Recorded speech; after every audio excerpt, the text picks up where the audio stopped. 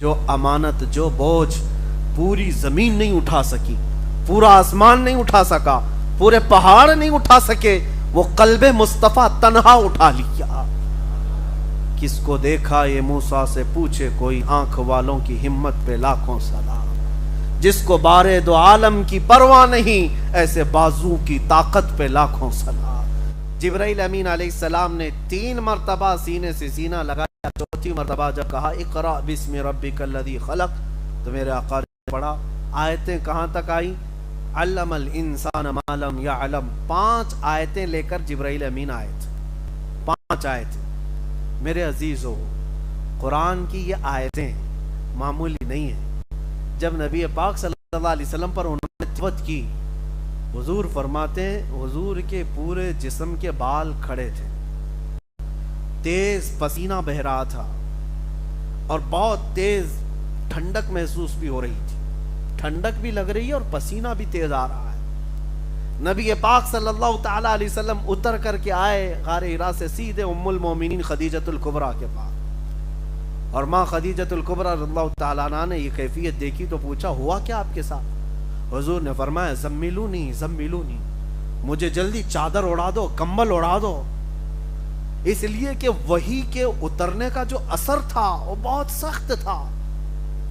آپ سوچ سکتے ہیں، میرا مولا خود قرآن میں فرما رہا ہے انا عرضنا الامانۃ علی السماوات والارض والجبال، ہم نے یہ امانت زمینوں کے سامنے رکھی، پہاڑوں کے سامنے رکھی، آسمانوں کے سامنے رکھی کہ تم لوگ اٹھا لو، فابین ان یحملنها، قرآن میں اللہ فرماتا ہے ان سبوں نے انکار کر دیا اٹھانے سے کہ ہم یہ نہیں اٹھا سکیں گے، یہ امانت ہم اٹھا نہیں سکیں گے، اور ڈر گئیں واشفقن منہا، اور پھر اللہ فرماتا ہے وحملها الانسان، اور انسان کامل نے یہ امانت اٹھا لیا۔ انسان کامل کون ہے؟ محمد رسول اللہ کی ذات۔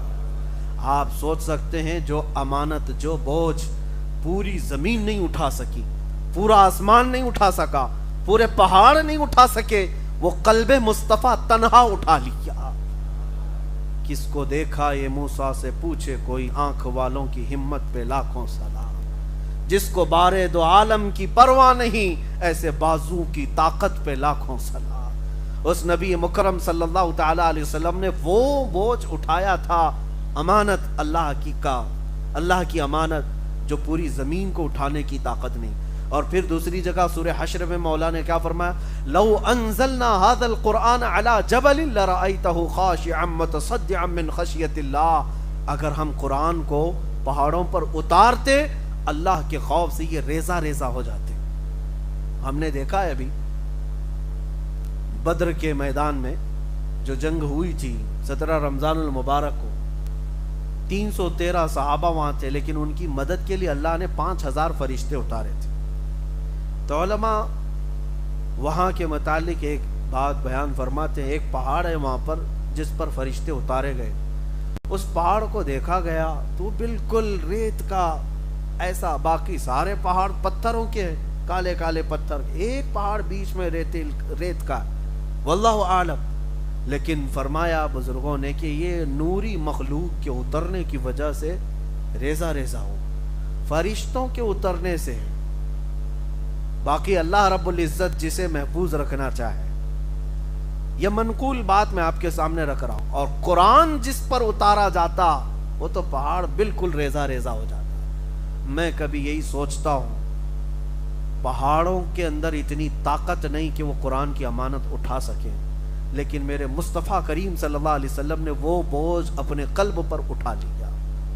اب آپ کو ایک بات بتا دوں، حضور صلی اللہ علیہ وسلم نے تو اٹھا لیا، ہم بھی تو تراویح پڑھا رہے، قرآن ہمارے پاس نہیں، چھوٹے بچے ہمارے ہیں، قرآن پورا انہوں نے یاد کر لیا ہے، کئی حفاظ یہاں پر الحمدللہ آج ہیں ہماری تراویح۔ میں اس کو اپنی خوشبختی سمجھتا ہوں کہ میرے پیچھے الحمدللہ سننے والے پورے حافظ قرآن بھی موجود ہیں، الحمدللہ 3 تو یہاں کھڑے ہیں، اور بھی ہمارے شاگرد بھی یہاں پورے حافظ موجود ہیں، ان کے سینوں میں بھی قرآن موجود ہے پورا۔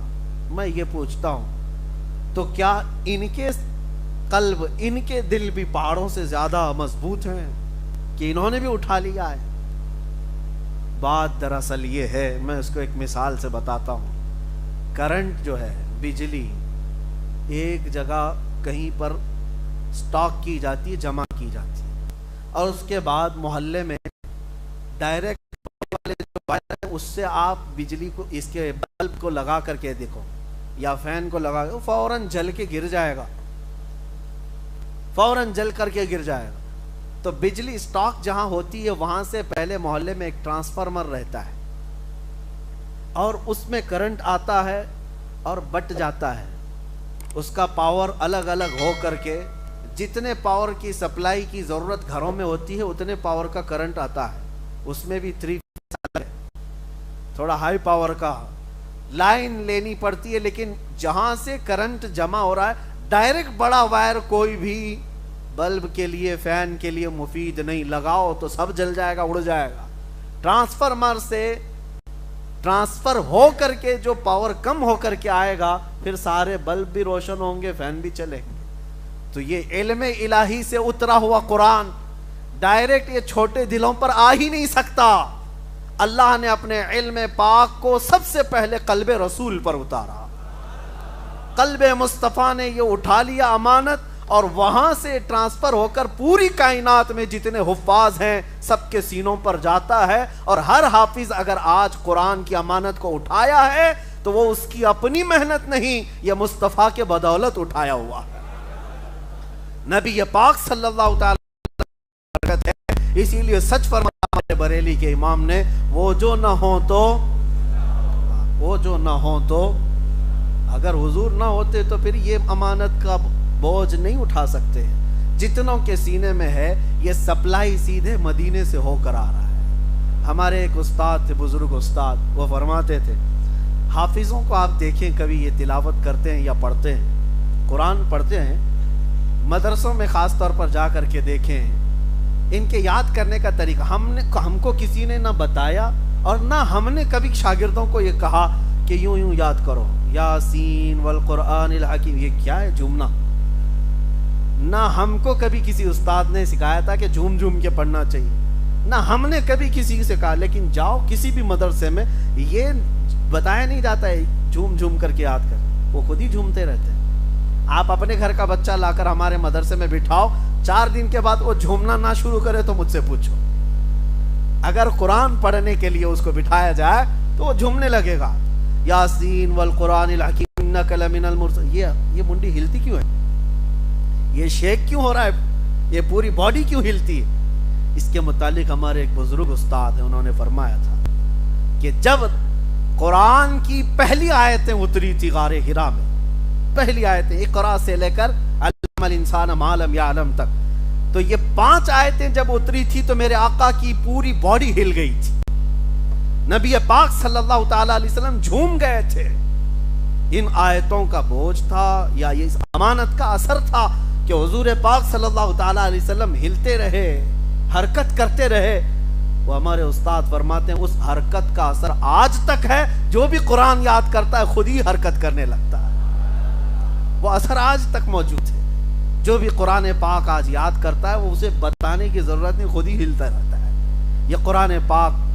دوسری بات میرے عزیزو، اس کی تاریخ مجھے آج بتانی تھی، میں نے شروعات یہ بتائی، غار حرا سے اس کی آیتیں شروع ہوئی، پہلی 5 آیتیں، پھر سیکنڈ مرتبہ میں 19 آیتیں آئی سورہ مدثر کی، علم الانسان ما لم یعلم تک پہلے بار نازل ہوئی۔ اس کے بعد دوسری بار جب جبرائیل امین علیہ السلام آئے تو یہ لے کر کے آئے، یا ایھا المدثر قم فانذر وربک فکبر وثیابک فطہر، 19 آیتیں پھر نازل ہوئی۔ اس کے بعد پھر قرآن میں جو آج ترتیب ہے، آپ یہ سوچ سکتے ہیں کہ پہلے وہاں کی 5 آیتیں، پھر سورہ مدثر کی 19 آیتیں، نازل ہونے کی ترتیب بہت الگ ہے، قرآن کے نازل ہونے کی ترتیب بہت الگ ہے۔ آج جو ہم لوگ پڑھ رہے ہیں سورہ فاتحہ، اس کے بعد سورہ بقرہ، اس کے بعد آل عمران، یا جس طرح آیتیں ہیں، یہ جو آج ترتیب ہے تو کسی کے دماغ میں یہ نہیں آنا چاہیے کہ یہ بعد کی بنائی ہوئی ترتیب ہے، لوگوں نے اس کو اپنے انداز سے یوں جمع کر دیا، نہیں۔ نازل ہونے کے اعتبار سے حضور اکرم صلی اللہ تعالی علیہ وسلم جب لکھواتے تھے قرآن، کاتبان وحی جو صحابہ تھے، کئی صحابہ تھے، کچھ چمڑوں پر لکھتے تھے، کچھ پتھروں پر لکھتے تھے. نبی پاک صلی اللہ علیہ وسلم خود فرماتے اس آیت کو یہاں لکھو، اس آیت کو یہاں لکھو. تو حضور اکرم صلی اللہ علیہ وسلم خود بیان فرماتے. اسی اعتبار سے یہ سورتوں کی ترتیب بھی رکھی گئی اور آیتوں کی ترتیب بھی رکھی گئی. یہ ہماری بنائی ہوئی نہیں ہے. اس لیے کہ میں کل ہی ایک پاکھنڈی کسی پنڈت کو سن رہا تھا، وہ کہہ رہا تھا کہ قرآن میں ایک خلیفاؤں نے گھسپیٹ کیا ہے، داخل کر دیا ہے، اور اس اعتبار سے قرآن بھی کوئی اپنے اوریجنل صورت میں تھوڑی نہ ہے. وہ ایسا ہے، کوبڑا ہمیشہ یہ سوچتا ہے کہ پوری دنیا کوبڑی ہی رہے. بیچارے کے پاس تو کوئی ڈھنگ کی چیز ہے نہیں. اگر کوئی چیز پیش کرے تو کتابوں کا کوئی اتا پتہ نہیں. بہت ساری کتابیں، میں چیلنج کے ساتھ کہتا ہوں، دنیا میں موجود آج جتنی مقدس کتابیں لا کر کے دکھاؤ، کوئی بھی تحریف و تبدیل سے محفوظ آج تک نہیں. سب بدلی ہوئی ہیں، انہی لوگوں نے بدلا ہوا ہے، کوئی بھی محفوظ نہیں. اب قرآن پاک جو محفوظ ہے، ان کے پیٹ میں درد ہے. کہتے ہیں یہ ایک ہی چیز کیسے محفوظ ہے؟ اس کے لیے زبردستی شوشے چھوڑتے ہیں کہ یہ بھی ہو سکتا ہے خلیفاؤں نے گڑھ لیا ہوگا، ڈال لیا ہوگا اندر، اس میں داخل کر دیا ہوگا. تو یہ پاسیبلٹی پہ بات کرتے ہیں، ہو سکتا ہے، ہو سکتا ہے، ہو سکتا پہ تو ہم ان کو یہ کہہ سکتے ہیں آپ عورت ہو سکتے ہیں. ہو سکنے میں تو پاسیبلٹی کسی بھی چیز کی بات کر سکتے. دلیل ہے آپ کے پاس کوئی کہ قرآن کو کسی نے بدلا تھا یا اپنے انداز سے داخل کیا تھا؟ ایک خلیفہ نے، ایک بادشاہ نے، ایک حاکم نے. بہت سارے زمانے آئے لیکن دلیل ان کے پاس ہے ہی نہیں. میں آپ کو ایک مثال بتاتا ہوں. ایک بھی اگر انکاری 1400 سال میں مل جائے کہ قرآن جیسا رسول اللہ کے زمانے میں نازل ہوا تھا، یہ ویسا نہیں کچھ الگ تھا، لا کر کے دکھا دیں. ایک بھی 1,20,000 صحابہ آخری حج میں میرے آقا کے ساتھ تھے. اس کے علاوہ اور بھی صحابہ تھے. 1,50,000 کے قریب صحابہ. آپ سوچ سکتے ہیں ایک کامن چیز ہے سمجھنے کے لیے، کیا 1,20,000 سے زیادہ لوگ ایک جھوٹ پر جمع ہو سکتے ہیں؟ کسی ایک جھوٹ پر. اگر ان میں سے کسی ایک کو بھی شک ہوتا کہ آیتیں ایسی نہیں ایسی تھی، حضرت ابو بکر کے زمانے میں ایسا ہو گیا، حضرت عمر کے زمانے میں ایسا ہو گیا، حضرت عثمان کے زمانے میں ایسا ہو گیا، ہم ایسا نہیں سنے تھے، ویسا تھا، لا کر کے دیا. ایک نے بھی نہیں کہا. حتیٰ کہ سب سے بڑے تعجب کی بات میں آپ کو بتاؤں، سب سے بڑے تعجب کی بات، خلفائے راشدین کا زمانہ. ہم تو الحمدللہ اہل سنت و جماعت صدیق اکبر کو اپنے سر کا تاج سمجھتے ہیں. خلیفہ ثانی عمر فاروق رضی اللہ تعالیٰ عنہ پر بھی ہم ظاہر سی بات ہے دل و جان سے تسلیم کرتے ہیں، ان کی خلافت حضرت عثمان غنی کو. لیکن اہل تشیع، شیعہ جماعت، ان تینوں خلفاء کے متعلق متفق نہیں ہے. کھل کر کے میں بتاتا ہوں. حضرت ابو بکر صدیق، حضرت عمر، حضرت عثمان، تینوں خلفاء کے بارے میں ان کا متفقہ قول نہیں ہے. ہاں وہ کہتے ہیں خلیفہ اول، خلیفہ ثانی، خلیفہ ثالث، لیکن ان کے عدل کے بارے میں، ان کی پرہیزگاری کے بارے میں، ان کی نیکیوں کے بارے میں ان سب کا اتفاق نہیں ہے شیعہ جماعت کا. یہ بات کیوں کہہ رہا ہوں؟ جن کو یہ تین خلفاء سے اعتراض ہے، اس جماعت نے بھی قرآن وہی آج تک تسلیم کیا ہے جو قرآن ہم نے تسلیم کیا ہے. قرآن شیعوں کے پاس بھی وہی ہے جو سورہ فاتحہ سے شروع ہو کر والناس پہ ختم ہوتا ہے. ان کی شیعہ جماعت میں سے ایک عالم نے بھی آج تک یہ نہیں کہا کہ صدیق اکبر نے قرآن میں ادھر ادھر کر دیا، یا عمر فاروق نے کر دیا، یا حضرت عثمان نے کر دیا. نہیں، شیعہ جماعت کے پاس بھی جو قرآن ہے وہ یہی قرآن ہے. اس پر سب کا اتفاق ہے. پوری امت کے جتنے فرقے پیدا ہوئے، ان سب فرقوں کا بھی اس قرآن کے بارے میں کوئی اختلاف نہیں ہوا. یہ سب سے بڑی مثال ہے ان ظالموں کے لیے، پاکھنڈیوں کے لیے، جو کہتے ہیں کہ اس میں کسی نے داخل کر دیا، گھسا دیا. بات صرف اور صرف اتنی ہے کہ اپنی چیز محفوظ نہیں تو دوسرے پر بھی الزام لگاؤ.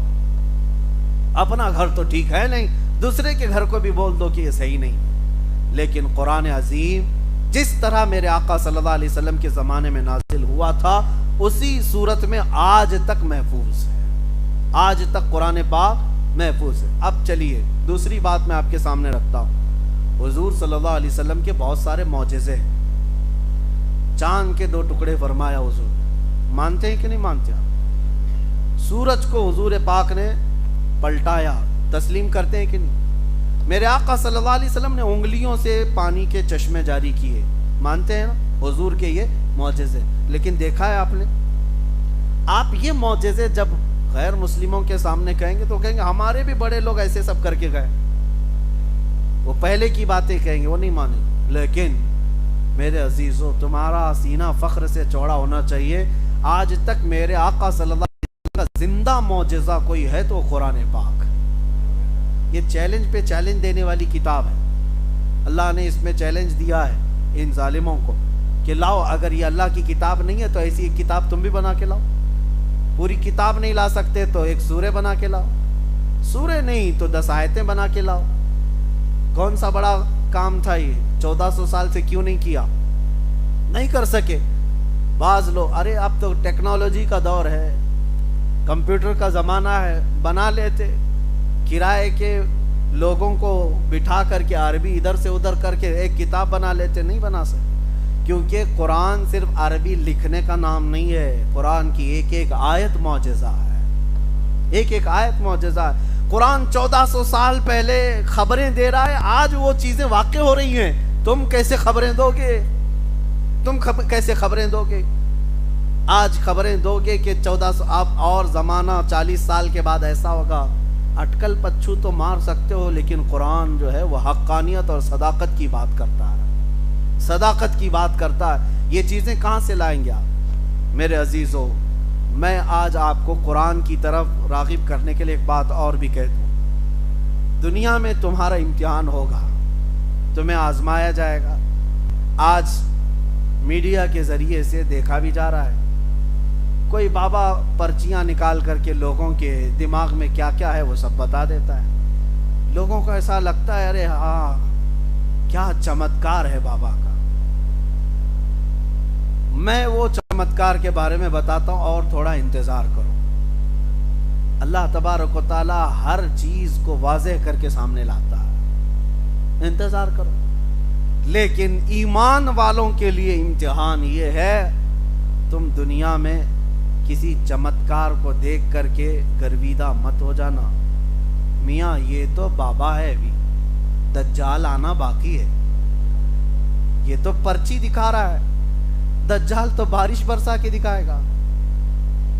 یہ تو ابھی نام بتا دے تمہارے چاچا کے، تمہارے بھتیجوں کے، دجال تو زمین سے پودے نکال کر دکھا دے گا، بلکہ وہیں مارے گا، وہیں زندہ بھی کر کے دکھائے گا۔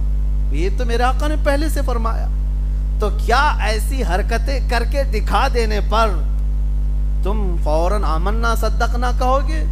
نہیں، میرے آقا نے فرمایا اس وقت ایک سچا مومن یہی کہے گا، اللہ ربی یحیی و یمیت، میرا رب اللہ ہے، وہی زندگی دیتا ہے، وہی موت دیتا ہے۔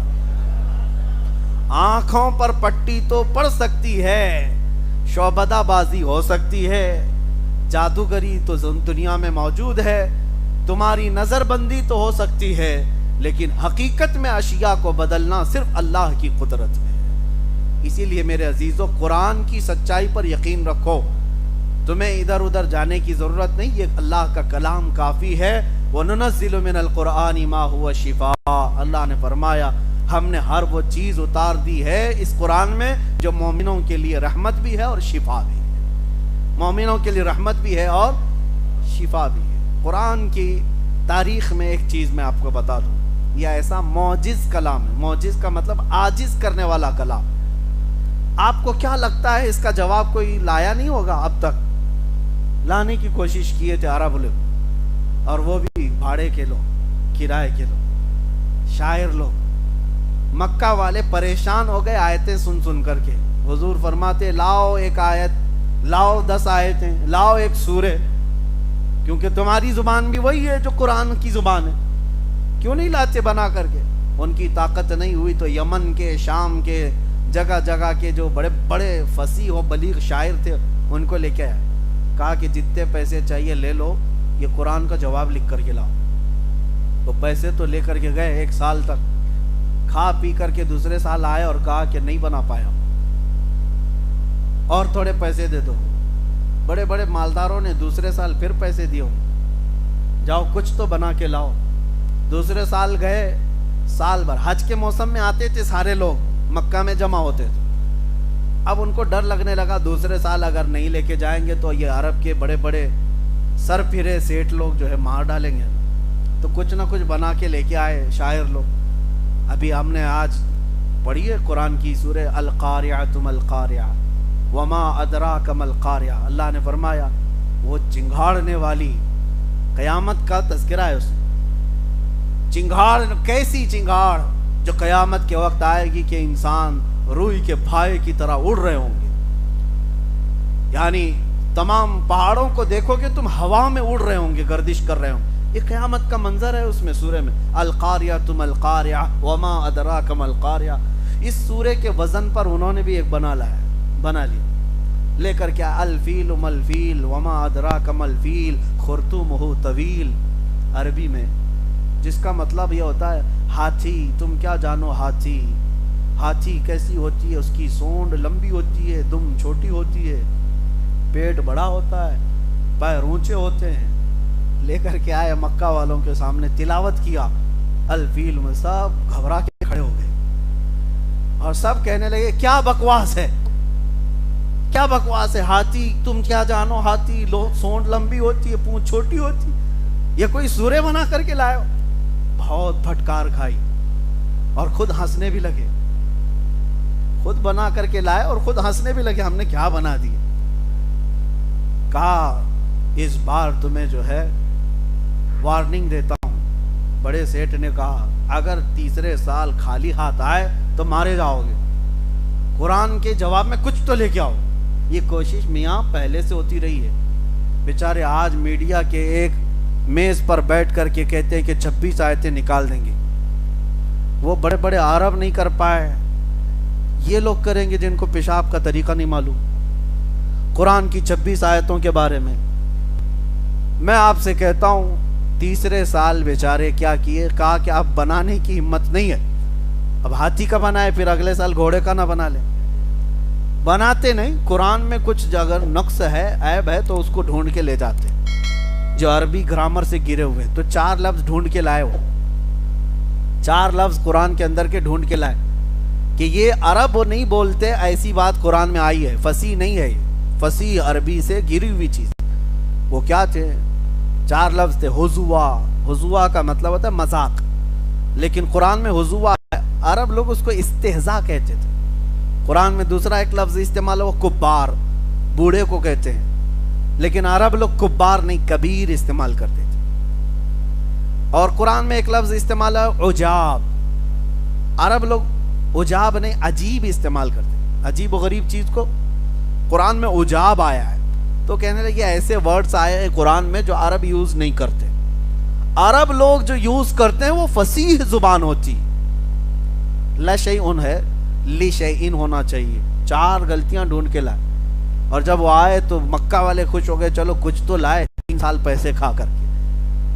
حضور کے پاس وہ آئے, حضور سے کہا کہ دیکھو محمد صلی اللہ علیہ وسلم, ہم نے تمہارے اس کلام قرآن سے 4 ایسی غلطیاں نکالی ہیں جو عرب لوگ استعمال نہیں کرتے, عربوں کے درمیان یہ رواج نہیں ہے. حضور نے فرمایا میں تم سے نہیں بات کرتا, ہمارے اور تمہارے درمیان فیصلہ کرنے کسی بڑے بوڑھے آدمی کو لے آؤ جس کی زبان دانی پر سب کا اتفاق ہو, سب اس پر اتفاق کر. تو اس زمانے میں 96 ایئر کا ایک بوڑھا تھا جو پہاڑوں پہ رہتا تھا. اس کی زبان ایک دم اوریجنل زبان, بالکل پیور عربی, کیونکہ کبھی وہ لوگوں سے ملنا جلنا نہیں, اپنی زبان کی حفاظت کے لیے بیچارہ بوڑھا پہاڑوں پہ رہتا تھا. ان مکہ والوں نے کہا ہم اس کو لے کے آئیں گے, وہ استاد فیصلہ کرے گا. حضور نے فرمایا لے آؤ اس کو لے کر کے آئے.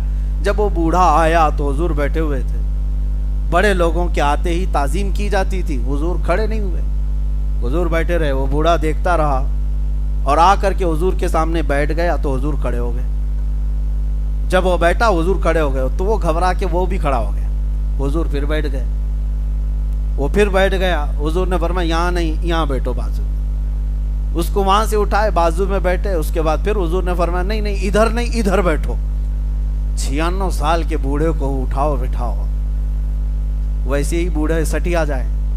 وہ بیچارہ ادھر سے ادھر, ادھر سے ادھر کیا, غصے میں آ گیا. غصے میں آ کر کی جو اصلی زبان ہوتی وہی نکلتی ہے. اس نے کہا یا محمد اتتخذنی حضوا وانی شیخ کبار وان ھذا منکم لشیء عجاب. وہ 4 غلطیاں جو یہ پکڑ کے لائے تھے، وہ بوڑھا وہی 4 باتیں بول رہا تھا. وہ کہہ رہا تھا اے محمد تم میرا مذاق اڑا رہے ہو. حضوا کا لفظ اس نے استعمال کیا. کہا انی لشیخ کبار، میں تو کبار بوڑھا آدمی ہوں. وَإِنَّ هَذَا مِنْكُمْ لَشَيْءٌ عُجَابٌ، اور ایسی حرکت آپ جیسے آدمی سے بہت عجیب ہے. اس نے نہ عجیب کہا، نہ کبیر کہا، نہ استہزاء کہا. اس نے کہا حضوا، عجاب، کبار. جو عرب لوگ غلطیاں پکڑ کے لائے تھے کہ عربی لوگ استعمال نہیں کرتے، یہ بوڑھا سٹیا کر وہی لفظ استعمال کر رہا ہے. حضور نے ان کی طرف دیکھا اور کہا جس کو فیصلہ کرنے لائے تھے وہی 4 باتیں تو کہہ رہا ہے. جس کو تم کہہ رہے ہو کہ قرآن کی فصیح زبان نہیں ہے، تو سب سے بڑا استاد وہ استعمال کر رہا ہے. بیچارے شرما کر منہ جھکا کر چلے گئے. قرآن کا جواب اس وقت بھی نہ لا سکے تھے. حضور کے زمانے میں ایک اور چیز ہوتی تھی. شاعر لوگ، شاعروں کا رواج تھا، جو سب سے اچھی شاعری کرتا تھا اس کی شاعری خانہ کعبہ کے پاس لا کر لٹکا دی جاتی، اور چیلنج ہوتا تھا اس سے اچھی شاعری اگر کوئی لکھے گا تو یہ پرانی والی نکال دیں گے اور نئی والی پھر لگائیں. عربوں میں فیصلہ ہوتا تھا بیٹھ کر. تو کعبے کے دروازے کے پاس جس کی شاعری لٹکی ہے وہ سب سے عمدہ شاعری عربی میں، شعر و شاعری کا رواج. ایک دن حضور صلی اللہ علیہ وسلم نے لکھوایا سورہ کوثر کو، انا اعطیناک الکوثر فصل لربک وانحر ان شانئک هو الابتر. 3 آیتیں بس لکھوا کر کے کعبے کے پاس لٹکا دیا اور کہا کہ جو اس سے بہتر لکھ کر کے لائے گا یہ نکالا جائے گا اور نیا لگایا جائے گا. اب عربوں کو پتا تھا اس کے معنی کیا ہیں، اور یہ 3 آیتیں نہیں ہیں ہمارے اور آپ کے لیے، ہم اجنبی ہیں عربی سے، لیکن عربی لوگ جانتے ہیں اس میں کتنا سمندر بھرا ہوا ہے معنوں میں. دیکھتے رہے. پھر اس زمانے میں بھی انہوں نے بہت بڑے شاعر کو پکڑ کر لا کر کہا اس کا جواب لکھو، اس کو اترواؤ کعبے سے. وہ آیا، دیکھا، غور سے پڑھا، انا اعطیناک الکوثر فصل لربک وانحر ان شانئک هو الابتر. اپنی طرف سے نیچے لکھ کر کے لگایا ما ھذا کلام البشر. کہا کہ یہ بشر کا کلام ہو ہی نہیں سکتا. اس نے کہا میں کیا شاعری لکھوں، یہ جو کلام ہے یہ بشر کا ہو ہی نہیں سکتا. اس کے بعد سے آج تک کعبے پہ لٹکانے کا رواج ہی ختم ہو گیا. قرآن کے آنے کے بعد پھر کوئی فصیح زبان اس کا مقابلہ نہیں کر سکی. یہ میرے رب کا کلام سچا اور میرے مصطفیٰ کا سچا معجزہ ہے. مجھے حیرت اس بات کی ہے کہ ہماری قوم اس سے غافل ہے، اس قرآن پاک سے. اس کے ترجمے، معنی، تفسیر تو دور کی بات، پڑھنا نہیں آتا لوگوں کو. میتوں پر پڑھتے. ابھی رمضان میں جھٹک کر کے نکالے ہوں گے کہ پڑھنا ہے، لیکن میرے عزیزو اس قرآن کے ساتھ اتنی ناانصافی کرتے رہو گے تو ہدایت کیسے پاؤ گے؟ درس قرآن اگر ہم نے نہ بلایا ہوتا، یہ زمانے نے زمانہ نہ دکھایا ہوتا. وہ زمانے میں معزز تھے مسلمان ہو کر، آجم خار ہوئے تاریک قرآن ہو کر. ہم قرآن چھوڑ کر کے خار ہوئے. اتنا علم اس کے اندر ہے. میں نے اب تفسیر کے لیے جو اس سال مزاج بنایا تھا کہ قرآن کے اندر جو علوم ہیں میں آپ کے سامنے نکال کر کے رکھوں گا. آج ریسرچ کرنے کے بعد جو علوم لائے گئے، میں نے وہ علوم قرآن میں پڑھے. نام اگرچہ الگ الگ دیے ہوں. میڈیکل سائنس کی کتنی تھیوریاں میں قرآن سے آپ کو نکال کر بتاؤں. ایمبریالوجی جس کو کہا جاتا ہے، بچے کے پیدا ہونے کا سارا علم، ایمبریالوجی، یہ پورا قرآن نے اس زمانے میں بتایا ہے جب نہ سونوگرافی کی مشین تھی، نہ ایکسرا تھا، نہ سی ٹی اسکین، کچھ نہیں. ماں کے پیٹ میں بچہ کیسے کیسے پلتا ہے، وہ ہو بہو وہی الفاظ آج میڈیکل سائنس میں موجود ہیں. یہ قرآن کے اندر وہ علوم موجود ہیں. اور علم نباتات جس کو کہتے ہیں بوٹانی، اور آرکیالوجی، آسٹرانومی، آسٹرالوجی، یہ الگ الگ علوم آج پیدا کیے گئے. آسٹرالوجی والے زمین کے ماہرین، فلکیات کے ماہرین زمین کے اندر کے خزانے کھوج رہے ہیں، اور قرآن نے وہ سب اس میں بتایا ہے. آسٹرانومی، ستاروں کا علم رکھنے والے بہت سارے ماہرین ہیں، سائنٹسٹ ہیں، وہ اب کے زمانے میں کھوج کر کے نکال رہے ہیں کہ ستارے کتنے بڑے ہیں, یہ کتنی طاقت کے ہوتے ہیں, ان کی عمر کتنی ہوتی ہے, اور یہ کب جا کر کے کہاں ختم ہوتے ہیں. بلیک ہولز کیا ہیں؟ ایک بہت بڑا علاقہ ہے بلیک ہول, جہاں ستارے اپنی عمر بتا کر کے جا کر اس میں ختم ہو جاتے ہیں, ٹوٹ جاتے ہیں, فنا ہو جاتے ہیں. یہ تارے جو دکھ رہے ہیں, سائنس اس بات کا شاہد ہے. آج انہوں نے اپنے آلہ جات سے یہ تحقیق کر کے نکالا ہے کہ یہ ساری چیزیں ہیں, بلیک ہولز ہیں. اور 1400 سال پہلے کون آسمان پر گیا؟ کون سے راکٹ گئے, کون سے جیٹ گئے, کون سے طیارے گئے؟ نہیں. ستاروں کے علم کے لیے کون سی مشین تھی؟ لیکن مصطفیٰ کی زبان سے یہ الفاظ نکل رہے ہیں, لا اقسم بمواقع النجوم. اللہ فرماتا قسم ہے رب تعالیٰ کو ان جگہوں کی جہاں ستارے جا کر ٹوٹ جاتے ہیں. یہ قرآن میں موجود ہے. بلیک ہولز کو آج تم نکال رہے ہو. ریڈ سی کے اندر موجود چیزیں, اور اٹلانٹک اوشین کے اندر موجود وہ ڈارک سپیس جہاں سورج کی روشنی نہیں پڑتی, قرآن کے 18ویں پارے سورہ نور میں موجود ہے. جبکہ رسول پاک صلی اللہ تعالیٰ علیہ وسلم کبھی اپنی زندگی میں سمندر کا سفر نہیں فرمایا, لیکن سمندر کی باریکیاں حضور کی زبان سے اللہ بیان فرما رہا ہے. یہ قرآن کے علوم میں آپ کے سامنے رکھنا چاہوں گا انشاءاللہ. وجہ یہ ہے میرے عزیزو, قرآن کو اتنا زیادہ تم ناانصافی کے ساتھ چھوڑ دیو, اس لیے ذلت اور خاری اٹھانی ہے. قرآن پڑھنا سیکھو, اور کوئی مشکل کتاب نہیں, بہت آسان کتاب ہے. یاد کرنے کے لیے بھی آسان ہے, پڑھنے کے لیے بھی آسان ہے. آپ کو میں بتاؤں, میرے گھر میں موجود ہے 4.5 مہینے میں مکمل حفظ قرآن کیا ہوا. اگر اللہ چاہے تو سینے میں اتنی جلدی یہ قرآن کو اتارتا ہے. اور پڑھنے کے لیے آسان کتنا ہے. قرآن کہتا ہے وَلَقَدْ يَسَّرْنَا الْقُرْآنَ لِلذِّكْرِ فَهَلْ مِن مُدَّكِرٍ. ہم نے قرآن یاد کرنے کے لیے آسان بنایا ہے, کوئی یاد کرنے والا نہیں ہے. قرآن پڑھتے نہیں, ایک رکوع پڑھتے ہیں کہ تھک جاتے ہیں, بند کر کے چلے جاتے ہیں. تم نے کبھی سوچا ہم گھنٹوں موبائل چلا لیتے ہیں, اکتاہٹ نہیں آتی, سب کے میسیجز پڑھتے ہیں, فالتو میسیجز سب دیکھتے رہتے ہیں, لیکن قرآن پڑھنے میں کیوں دقت کیوں آتی ہے؟ دل کے کالا ہونے کی علامات میں سے, دل کے مردہ ہونے کی علامات میں سے. اٹھاؤ, رمضان المبارک آ چکا ہے. کل سے ویسے بھی الحمدللہ ہمارے درس قرآن کی محفل بھی ہونے والی. فجر کے بعد روزانہ ہم 1 پارے کی تلاوت کریں گے. جب تراویح میں ہمارا ختم قرآن ہوگا انشاءاللہ آپ تلاوت قرآن میں بھی مکمل قرآن ختم ہوگا انشاءاللہ. اللہ تبارک و تعالیٰ کہنے سننے سے زیادہ عمل کی توفیق عطا فرمائے. اب میں اخیر میں یہی دعا کروں گا کہ آج سے ہم نے قرآن کے متعلق یہ معلومات آپ کے سامنے رکھی ہیں, اور پھر میں زمانے کے آج اعتراضات جو ہیں قرآن پر, اس پر بھی میں انشاءاللہ آؤں گا. کسی دن عرض کروں گا 26 آیتوں کے متعلق میرا ایک مکمل بیان موجود ہے کہ اس میں آیتیں دہشت گردی کو بڑھاوا دیتی ہیں, فلاں ہیں, ایسی ہیں. میرے عزیزو بات بڑھ جائے گی, سب کی کتابوں میں کچھ نہ کچھ موجود ہے, بہت ساری ہیں. بعض وہ کتابیں اگر میں رکھوں یہاں پر, اس لیے کہ قرآن پر سارے اٹیک کر رہے ہیں, ان کی کتابیں تمہیں پتہ ہے جس میں یہ بھی بیان کیا گیا ہے کہ شودروں کو گرم کھولتا ہوا تیل کان میں ڈال دو اگر وہ یعنی مقدس کتابوں کو سننے کے لیے بیٹھ جائے.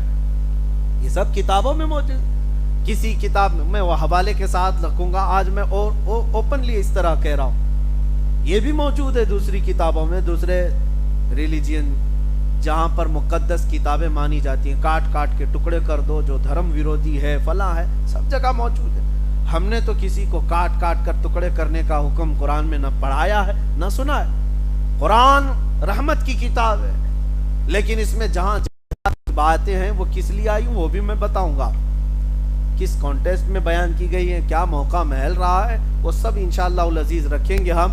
لیکن ان لوگوں کا کوئی علاج نہیں جن کا دل پہلے سے پیک ہے, جانا ہی نہیں چاہتے. ختم اللہ علی قلوبہم, اللہ نے ان کے دلوں پر مہر لگا دیا ہے, نہ اندر سے باہر کچھ آتا ہے نہ باہر سے اندر کچھ جاتا ہے. ان کے لیے نہیں, لیکن جو سمجھ بوجھ رکھتے ہیں انشاءاللہ العزیز وہ ہمارے خلاصے کے بعد ایکسپٹ کریں گے, تسلیم کریں گے کہ قرآن کی آیتیں عمل کرنے کے لیے سب سے آسان ہیں اور سب سے فطرت کے عین مطابق ہیں. اللہ تبارک و تعالیٰ لوگوں کو ذہن صافی عطا فرمائے, عقل کامل عطا فرمائے, اور قرآن کے آیات اور ان کے تمام مفاہیم پر ہمیں عمل کی توفیق عطا فرمائے.